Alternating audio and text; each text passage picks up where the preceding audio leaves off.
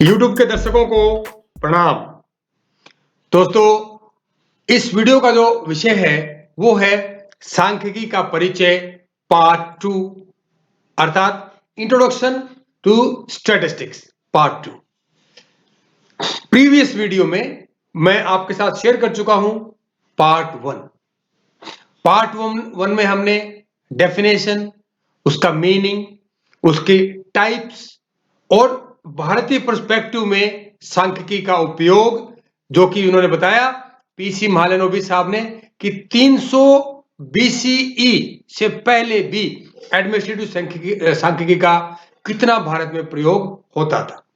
अब हम जो बचा हुआ पार्ट है स्टैटिस्टिक्स के इंट्रोडक्टरी पार्ट का, वो इसमें कवर करेंगे। शुरुआत करते हैं सांख्यिकी की शाखाओं से। जिस प्रकार से सांख्यिकी दो प्रकार की होती है, टाइप्स, मैंने बताया था पैरामीट्रिक एंड नॉन पैरामीट्रिक, उसी प्रकार से इसकी शाखाएं भी दो होती हैं, descriptive statistics and inferential statistics. Descriptive statistics को हिंदी में बोलते हैं वर्णनात्मक सांख्यिकी और इन्फ्रेंशियल स्टैटिस्टिक्स को बोलते हैं अनुमानिक सांख्यिकी। नाम ही काफी है इनका एक्सप्लेनेशन के लिए। वर्णनात्मक मतलब सांख्यिकी वो जो डेटा का वर्णन करे, उसका सारांश निकाले, और वो कुछ मापदंडों के आधार पर, कुछ पैरामीटर्स के आधार पर। वो कौन कौन से पैरामीटर्स हैं? Mean, median, mode, standard deviation, standard error, variance, etcetera. ठीक, यानी कि जो आपके पास डेटा है उसको अगर आपको डिस्क्राइब करना है, उसको एक्सप्लेन करना है, उसका वर्णन अगर आपको करना है, तो आपको डिस्क्रिप्टिव स्टैटिस्टिक्स का सहारा लेना पड़ेगा। अगर उसी डेटा के माध्यम से, उसी डेटा से कुछ कंक्लूजन निकालना है, कुछ इन्फ्रेंस, कुछ आउटपुट, कुछ रिजल्ट अगर निकालना है, तो आपको इन्फ्रेंशियल स्टैटिस्टिक्स यानी कि अनुमानिक सांख्यिकी का सहारा लेना पड़ता है। वो क्या होती है? सांख्यिकी की वह शाखा जो प्रदत्त के आधार पर निष्कर्ष निकालने और अनुमान लगाने के लिए प्रयोग की जाती है। दो ही काम है उसके, उसको इन्फ्रेंस निकालना, उसका रिजल्ट निकालना, और फिर उसका अनुमान लगाना। तो ये होती है इन्फ्रेंशियल स्टैटिस्टिक्स। अब बात करते हैं मुख्य विशेषताओं की। दोस्तों, किसी भी कंसेप्ट को समझने के लिए उसकी विशेषताओं को जानना बहुत जरूरी है। जिस प्रकार आप जब एक कार खरीदने जाते हैं, खरीदने से पहले आप उस कार की बहुत सारी विशेषताओं की जानकारी हासिल करना चाहते हैं और करते भी हैं।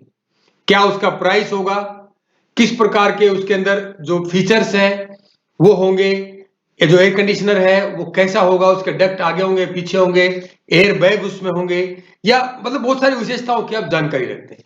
इसी प्रकार से मनोविज्ञान में भी अगर आपको किसी अवधारणा को समझना है तो उसकी विशेषताओं को मुख्य रूप से और पूर्ण रूप से समझना होगा। तो इसी कड़ी में हम सांख्यिकी की विशेषताओं की आपके साथ चर्चा कर रहे हैं। सबसे पहला, विश्लेषण के माध्यम से, एनालिसिस के माध्यम से सांख्यिकी मापन को अर्थ प्रदान करती है। मापन का मतलब यहां पर है measurements, observation, data. Data data ही रहता है, लेकिन सांख्यिकी उसको अर्थ देती है। स्टैटिस्टिक्स के माध्यम से उस डेटा में से कुछ अर्थ निकलता है कि वो क्या कहना चाहता है। ये कौन बताता है? सांख्यिकी। और किसके माध्यम से? विश्लेषण के माध्यम से। यानी statistics with the help of analysis give meaning to the measurements और ऑब्जर्वेशंस। नेक्स्ट आता है सांख्यिकी डेटा और उसके अनुप्रयोग के बीच संबंध को जानने एवं नए संबंध स्थापित करने का मुख्य साधन होती है। यानी कि जो आपका डेटा है वो और उसका कहां प्रयोग होगा और किस प्रकार प्रयोग होगा, दो चीज होगी ना, एक तो डेटा और उसका उपयोग, उन दोनों के बीच में क्या तो संबंध है, उस संबंध को जानने के लिए, या अगर संबंध नहीं है तो उसके अंदर संबंध को स्थापित करने के लिए एक बहुत बड़ा टूल है, यंत्र है, या एक तकनीक है। कौन? अरे कौन कौन क्या? सांख्यिकी, स्टैटिस्टिक्स। तीसरी बात, जो स्टैटिस्टिक्स है वो जो डेटा है उसका वर्णन करना आपको है, और वर्णन भी एग्जैक्ट एक्सप्लेनेशन होना चाहिए, बिल्कुल सटीक। जिस प्रकार से अर्जुन के उस बाण ने बिल्कुल सटीकता से उस आसमान में घूमती हुई मछली की आंख को भेद दिया था, वही उसी सटीकता से सांख्यिकी डेटा का वर्णन करती है, और वर्णन करने में जो रिसर्चर है उसकी मदद करती है। अगली विशेषता, सांख्यिकी एक तार्किक प्रक्रिया होती है, रीजनेबल। रीजनेबल करने का मतलब यहां पर रीजनिंग या लॉजिकल, मुख्य वर्ड से इसका तार्किक का लॉजिकल होती है। इसमें एक एल्गोरिदम होता है, कोई तीर या तुक्का नहीं होता, कोई ह्यूरिस्टिक नहीं होता, कोई ट्रायल एंड एरर नहीं होता। इसमें सिंपल बात है, स्टैटिस्टिक्स के कुछ स्टेप्स होते हैं, ये स्टेप आप लगाएंगे, फिर ये लगाएंगे, फिर ये लगाएंगे, फिर लगाएंगे, आपका रिजल्ट आ जाएगा, इन्फ्रेंस आ जाएगा। ठीक है, तो जो एक प्रकार का चिंतन, आपकी जो थिंकिंग है, शब्दावली, वोकेबलरी और भाषा का एक तरीका प्रदान करती है। ये किसको? हमें, उस रिसर्चर को, उस अनुसंधानकर्ता को प्रदान करती है जो स्टैटिस्टिक्स का इस्तेमाल करता है अपनी रिसर्च के लिए, अपने अनुसंधान के लिए। सांख्यिकी डेटा को बोलने के लिए बाध्य कर देती है, अर्थात डेटा को सार्थक बनाती है। यह बड़ी कमाल की बात है। क्या डेटा भी बोलता है? ये तो मुझे नहीं पता बोलता कि नहीं बोलता, लेकिन सांख्यिकी उससे बुलवा लेती है। यहां पर किसी से बुलवाने का मतलब क्या होता है? अगर आप कभी कोई व्यक्ति बोल नहीं रहा है, क्या करते हैं? उसको बुलवाया जाता है। बुलवाने का मतलब उसका भेद खुलवाया जाता है कि वो क्या जानता है। इसी प्रकार से डेटा अपने अंदर क्या समेटे हुए है, किस बात को समेटे हुए है, क्या वो कहना चाहता है, उसको कौन निकलवाएगा? जैसे इंटरोगेशन होता है ना, जो क्रिमिनल्स होते हैं उनको इंटरोगेट किया जाता है, उनको पुलिस करती है या साइकोलॉजिस्ट है वो इंटरोगेट करते हैं, अभी आपको इसके अंदर भेद क्या छुपाए हुए हैं। तो यहां पर जो डेटा है उसको आप एक तरह से क्रिमिनल मान लीजिए और सांख्यिकी क्या, इंटरोगेटर मान लीजिए। तो सांख्यिकी उस डेटा को बुलवा देती है, उसके छुपे हुए भेद को बाहर निकाल देती है। ठीक है, जब वो डेटा बोल देगा, बता देगा कि मेरा क्या इसका रिजल्ट है, इसका मतलब उसको सार्थक बना दिया उसने। अगले विशेषता, सांख्यिकी दोनों प्रकार के डेटा, अर्थात डेटा दो प्रकार का होता है, इनोमरेशन डेटा और मीट्रिक डेटा। इनोमरेशन मतलब गणना, गणना करना, गिनती करना, 1 2 3 4 5, और मीट्रिक डेटा 5 मीटर, है ना, या 20 किलोमीटर, 20 किलोमीटर के 10 या 20 किलोमीटर या 25 किलोमीटर के 5 ग्रुप। ठीक हो गया, वो तो हो गया आपका मीट्रिक डेटा। और जो 20 किलोमीटर को मापना है, मीट्रिक डेटा हो गया, और जो 20 मापन जो उसकी यूनिट है वो बोलते हैं इनुमरेशन। 1 से लेकर 20 तक आपने उसको मापा होगा ना किलोमीटर को, तो होगा इनुमरेशन डेटा। इन दोनों के बीच सरोकार रखती है सांख्यिकी, यानी कि सांख्यिकी में दोनों का ही महत्वपूर्ण रोल है, महत्वपूर्ण भूमिका है। ठीक, ये थी इसकी कुछ विशेषताएं। अब बात आती है कि मनोविज्ञान में सांख्यिकी क्या उपयोग है। प्रीवियस वीडियो मैंने आपको ये बताया था कि मनोविज्ञान के विद्यार्थी को सांख्यिकी क्यों पढ़नी चाहिए। मैंने आपको बिल्कुल रीजनों के तर्क के माध्यम से आपको समझा दिया था और आज आपको समझ में आया होगा। अब बात यह है इसका उपयोग क्या है मनोविज्ञान में, क्यों, क्या यूज क्या है, एप्लीकेशंस क्या है इसकी। चलिए ये बात करते हैं। सबसे पहले मनोविज्ञान में बिहेवियर है, कुछ फिनोमिना है, कुछ सिचुएशंस होती हैं, कुछ इवेंट्स घटित होते हैं, घटनाएं घटित होती है ना, उन घटनाओं के पीछे क्या कारण है। अगर किसी विद्यार्थी ने हर बार मनोविज्ञान के सब्जेक्ट में उसने हर बार 98%, 99%, 96% स्कोर लिया है, ठीक है, BA first second final year में, तो उसके पीछे कारण क्या है, इस कारक जो what are the causal factors responsible for that, उस बच्चे के कारण क्या है। आप देखेंगे कि यार उसकी मेमोरी बड़ी तेज है, उसकी इंटेलिजेंस आईक्यू लेवल बड़ा हाई है। समझ में आ गया ना कि उस घटना के पीछे क्या कारण है। इन कारकों का भी विश्लेषण करती है सांख्यिकी, एनालिसिस किया जाता है कि ऐसा क्यों होता है। तो इसीलिए मनोविज्ञान में तो भाई उसकी आवश्यकता आपको पड़ेगी पड़ेगी। अगला देखें, विशाल डेटा सेट। जब आप फैक्टर एनालिसिस करते हैं, जब हम स्ट्रक्चर इक्वेशन मॉडलिंग करते हैं या statistical techniques, advance statistical techniques लगाते हैं, तो हमारे पास बहुत सारा डेटा होता है। थोड़े से 150 लोगों का डेटा इस काम नहीं चलता है। वो इतने विशाल डेटा सेट में से आपको निष्कर्ष निकालना होता है एक लाइन का। कौन मदद करेगा उसमें?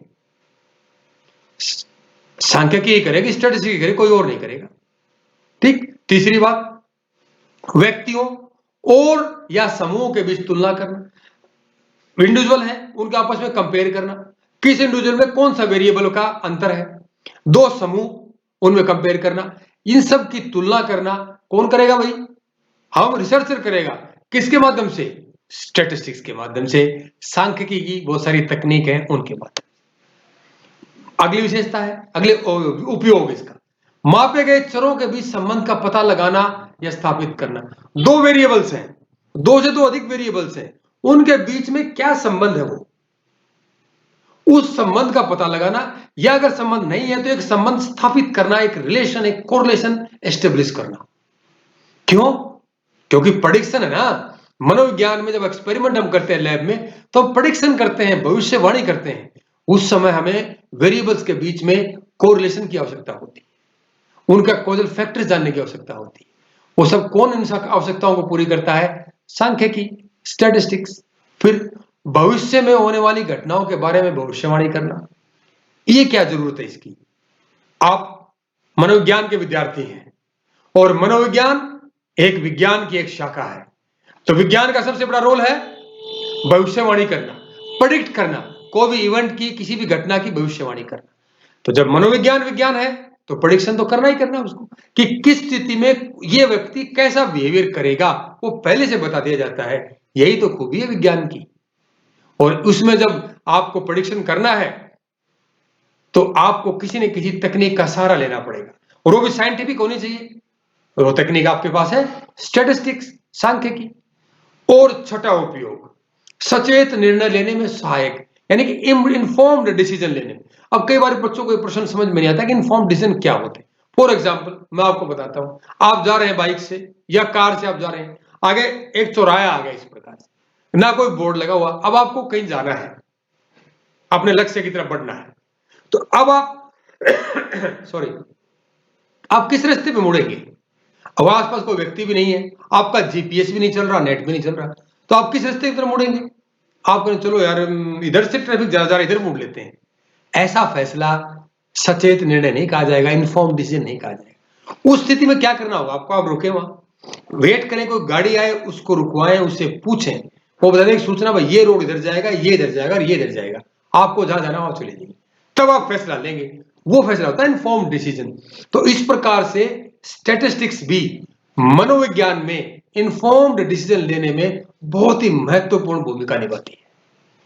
ठीक, तो ये थे हमारे कुछ मनोविज्ञान के में सांख्यिकी उपयोग। अब आपने सांख्यिकी का इंट्रोडक्टरी पार्ट आपने जान लिया, उसका मीनिंग, उसकी डेफिनेशन, उसके टाइप्स, उसके ब्रांचेस, उसके कैरेक्टरिस्टिक्स और उसके उपयोग आपने जान लिए।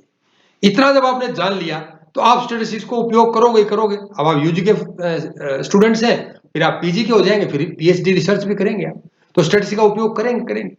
जो स्टैटिस्टिक्स का उपयोग करेगा तो ये पूरी संभावना है कि ह्यूमन टेंडेंसी, उसका दुरुपयोग भी हो सकता है और किया भी जा सकता है और लोग करते भी हैं। तो अब आपको एक आदर्श विद्यार्थी बनने के लिए सांख्यिकी का दुरुपयोग नहीं करना है। जब नहीं करना है तो उसको रोकना है। उसको रोकने के लिए क्या करना होगा?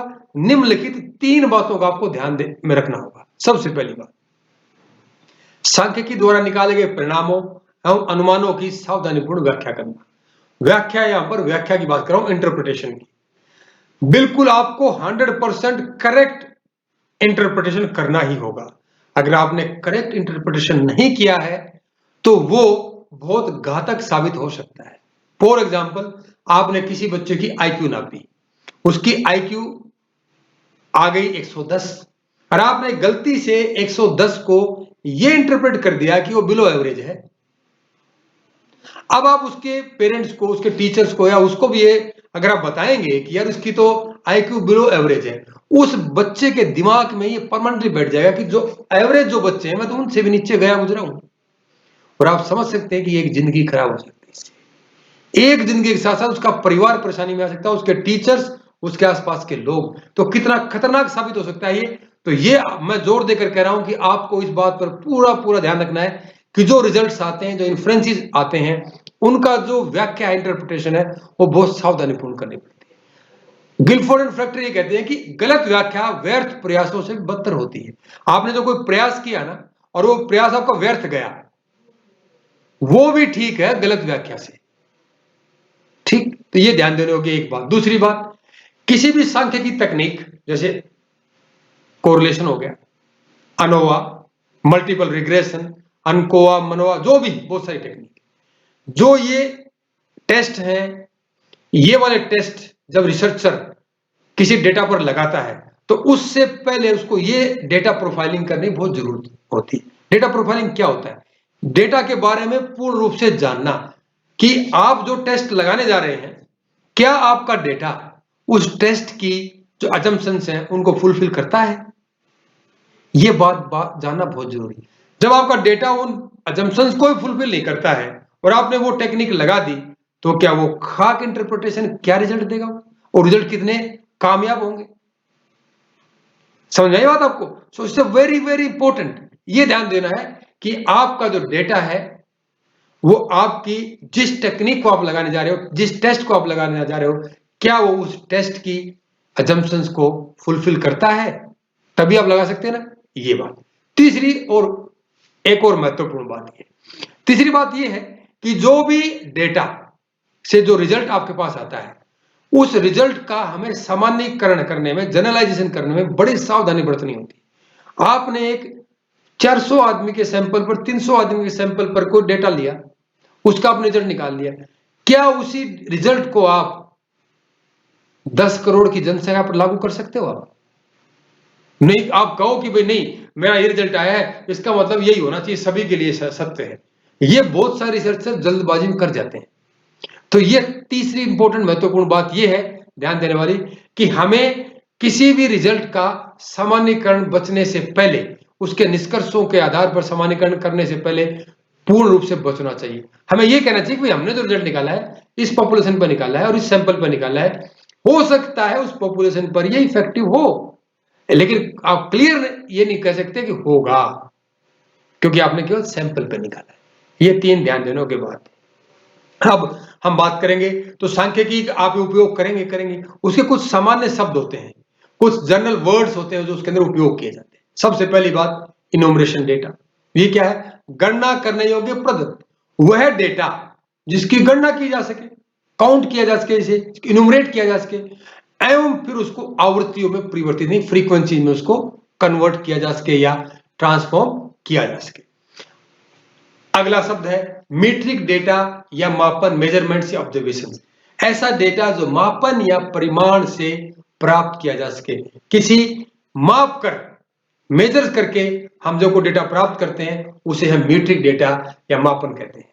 मध्यमान, माध्य एवं बहुलक, मतलब मीन, मीडियन, मोड। तो 3 पैरामीटर्स हैं बहुत इंपॉर्टेंट स्टैटिस्टिक्स के, और जो हम बहुत यूज करते हैं। मीन का मतलब है किसी भी क्वांटिटी, तीनों का ही ये क्या होता है, एक इंडेक्स होता है। मीन, मीडियन, मोड क्या होता है? स्टैटिस्टिकल इंडेक्स होते हैं जो किसी भी कॉन्टिनम पर किसी डेटा की पोजीशन बताते हैं। मीन हाइट, आप मीन हाइट ले लीजिए, मीन वेट ले लीजिए, ठीक है। वो मीन वेट का मतलब हो गया कि मान लीजिए आपके स्टूडेंट्स का मीन वेट 65 किलो है। अब ये मतलब नहीं है कि सभी का ही 65 किलो है, किसी का 70 भी होगा तो किसी का 60 भी होगा, है ना।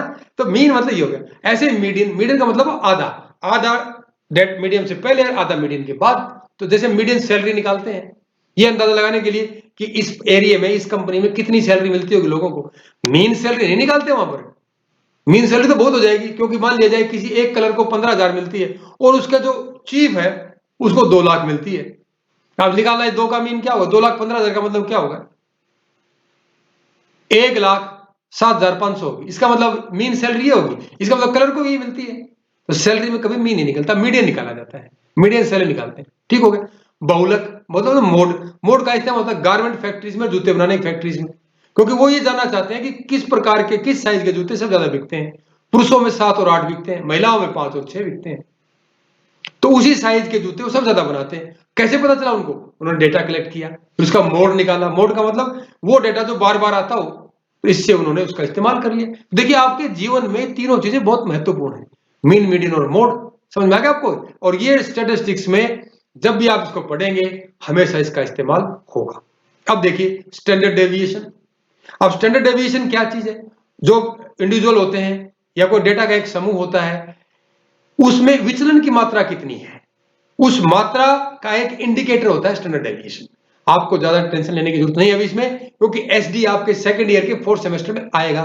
उस समय आपको एसडी कैसे कैलकुलेट करना है, कैसे निकालना है, वो आपको बताया जाएगा। अब इतना जानो आप, स्टैंडर्ड डेविएशन एक स्टैटिस्टिकल इंडिकेटर होता है किसी भी डेटा में सॉरी, किसी भी डेटा में उसकी विचलन कितना है, उसके अंदर वेरिएबिलिटी कितनी है, वो ये बताता है।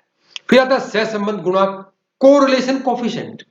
व्यक्तियों में या डेटा में, जो एक समूह, किसी समूह का, ग्रुप का डेटा ले लो आप, उसमें 2 में कि दो व्यक्तियों के बीच में, दो ग्रुप के बीच में, या दो व्यक्तियों के ग्रुप के बीच में जो कोरिलेशन कोफिशिएंट है वो कितना है, उसकी घनिष्ठता कितनी, क्लोजनेस कितनी है, उसकी दिशा क्या है। देखिए क्लोजनेस मतलब अगर कोरिलेशन कोफिशिएंट 1 आ गया तो परफेक्ट कोरिलेशन है, उससे कम आता है 6 7 8 9 आता है तो हाई कोरिलेशन है, ये घनिष्ठता होनी, ज्यादा क्लोज है वो। और मान लिया 0 1 आ गया या 2 आ गया तो कहते हैं कि वेरी लो कोरिलेशन है, बहुत सहसंबंध बहुत ही कम है। और पॉजिटिव नेगेटिव का मतलब अगर एक डेटा बढ़ता है और दूसरा भी बढ़ता है तो सकारात्मक है, एक घटता है दूसरा घटता है तो भी सकारात्मक है। नकारात्मक क्या होता है, एक बढ़ता है और दूसरा घटता है, या एक घटता है और दूसरा बढ़ता है, वो नकारात्मक कोरिलेशन है, वो नेगेटिव कोरिलेशन है। तो ये भी एक इंपॉर्टेंट पॉइंट है भी, कोरिलेशन कोफिशिएंट, ये आपको बहुत इंपॉर्टेंट शब्द है जो उसके स्टैटिस्टिक्स में इस्तेमाल होता है। फिर तो नमूना, अरे नमूना क्या है, सैंपल। एक पॉपुलेशन ले लिया आपने एडोलेसेंट्स की, एडोलेसेंट गर्ल्स की आपने पॉपुलेशन ले ली, उस पर आपको स्टडी करना है कि वो कितना मोबाइल डेटा यूज करती हैं।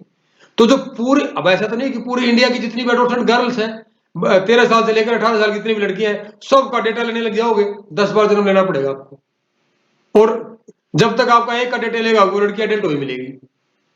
बात आ गई समझ में। तो क्या करते हैं इस समस्या से बचने के लिए, एक सैंपल उस एडोलेसेंट गर्ल्स का एक रिप्रेजेंटेटिवली रैंडमली एक सैंपल सेलेक्ट कर लेते हैं, वही सैंपल का नमूना है ना, ये इसी को हम नमूना कहते हैं। फिर जो अगला एक इंपॉर्टेंट शब्द है वो है नमूना सांख्यिकी।